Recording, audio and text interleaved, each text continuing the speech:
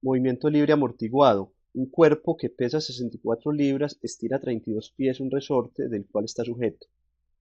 El sistema masa-resorte se coloca en un medio que presenta una resistencia a movimiento igual a 4 veces su velocidad instantánea. Si el cuerpo se pone en movimiento desde un punto que está un pie debajo de su posición de equilibrio y con una velocidad dirigida hacia arriba de 2 pies por segundo, entonces A. Encuentre la ecuación del movimiento del cuerpo. B. Encuentre el tiempo en el cual el cuerpo pasa por la posición de equilibrio. El problema planteado es un problema de vibraciones mecánicas de una masa atada a un resorte y queremos encontrar la posición x de t de la masa en un instante t. Cuando se ata una masa a un resorte, ésta estira al resorte y por tanto el resorte adquiere una fuerza F que se llama fuerza restauradora del resorte. Vamos a llamar S el estiramiento o elongación del resorte y K la constante de elasticidad del resorte, una constante que depende del resorte. La ley de Hooke afirma que la fuerza restauradora F es igual a la constante del resorte por el estiramiento que la masa le hace al resorte. En este gráfico observamos un resorte en tres estados. En el primer estado, el resorte no está estirado, no le hemos atado una masa. En el segundo estado, hemos atado una masa M al resorte y la masa se encuentra en equilibrio. Esa masa M ha estirado el resorte una longitud S. Cuando está en equilibrio, están actuando sobre la masa las siguientes dos fuerzas. El peso mg que actúa hacia abajo, entonces lo consideramos positivo. Y hacia arriba está actuando la fuerza restauradora del resorte, que según la ley de Hooke es K por S, donde K es la constante del resorte y S es la elongación. Y como actúa hacia arriba, la consideramos una fuerza negativa. Como la masa está en equilibrio, la sumatoria de fuerzas es igual a cero, es decir, mg menos K por S es igual a cero y por tanto mg es igual a K por S. En este tercer estado observamos la masa M atada al resorte y la masa en movimiento. La masa ha estirado el resorte a partir de la posición de equilibrio que estoy señalando aquí, una longitud adicional X. Cuando el estiramiento es hacia abajo lo consideramos positivo, X mayor que 0. Cuando la masa está en la posición de equilibrio consideramos que su posición es X igual a 0. Y cuando la masa se encuentre arriba de la posición de equilibrio, es decir, el resorte está comprimido, consideramos que la posición de la masa es negativa. Hacemos suposiciones similares también para la velocidad. Cuando la velocidad es descendente, consideramos que la velocidad es positiva. Cuando la velocidad es ascendente, consideramos que la velocidad es negativa. Recordemos que la velocidad, por ser este un movimiento rectilíneo, la velocidad es la derivada de la posición, es decir, x' de t. Cuando una masa está atada a un resorte, están actuando sobre esta masa las siguientes fuerzas. El peso mg, que actúa hacia abajo. La fuerza restauradora del resorte, que es menos K por X más S, que actúa hacia arriba. Cuando hay amortiguamiento o resistencia, la fuerza de amortiguamiento se considera que es proporcional a la velocidad instantánea, es decir, que es igual a una constante beta que vamos a llamar constante de amortiguamiento por la velocidad instantánea x'. Y como la fuerza de amortiguamiento actúa hacia arriba, la consideramos negativa. Si el movimiento es forzado, actúa además sobre la masa una fuerza externa que vamos a denotar F de t. En esta tabla observamos las unidades en el sistema internacional y también en el sistema inglés. Movimiento libre amortiguado. Supongamos que no hay fuerza externa, pero que sí hay amortiguamiento. ¿Cuándo hay amortiguamiento? Por ejemplo, si la masa se encuentra sumergida en algún líquido viscoso que dificulta el movimiento. Por la segunda ley de Newton tenemos que la sumatoria de fuerzas es igual a masa por aceleración. La masa es m. La aceleración es la segunda derivada de la posición. Las fuerzas que están actuando sobre la masa son el peso mg hacia abajo, la fuerza restauradora que es k por x más s hacia arriba, entonces negativa, y la fuerza de amortiguamiento que es igual a beta x' y que actúa hacia arriba, entonces también es negativa. Por tanto, tenemos que m por x2' es igual a mg. Aquí por la propiedad distributiva nos queda menos k por x, menos k por s y menos beta x'. Como mg es igual a k por s, entonces este mg se cancela con este k por s y entonces obtenemos mx2' igual a menos k por x menos beta x'. Pasando esos términos que están negativos al lado izquierdo a sumar, obtenemos la ecuación diferencial que modela este problema, que es mx2' más beta x' más k por x igual a 0. En el problema nos dicen que el peso del cuerpo es 64 libras, es decir, que mg es igual a 64.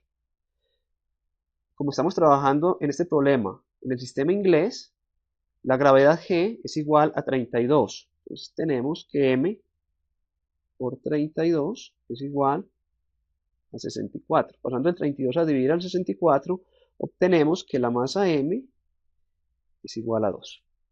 Además, mg es igual a k por s. mg es 64 y es igual a k por s. Esa es la elongación del resorte cuando se ata el cuerpo. En el problema dicen que ese cuerpo estira 32 pies el resorte, por tanto S es igual a 32. Y así, pasando el 32 a dividir al 64, obtenemos que también la constante K del resorte es 2. En el problema también nos dicen que el medio ejerce una resistencia al movimiento que es 4 veces la velocidad instantánea. Es decir, que la constante de amortiguamiento es beta igual a 4.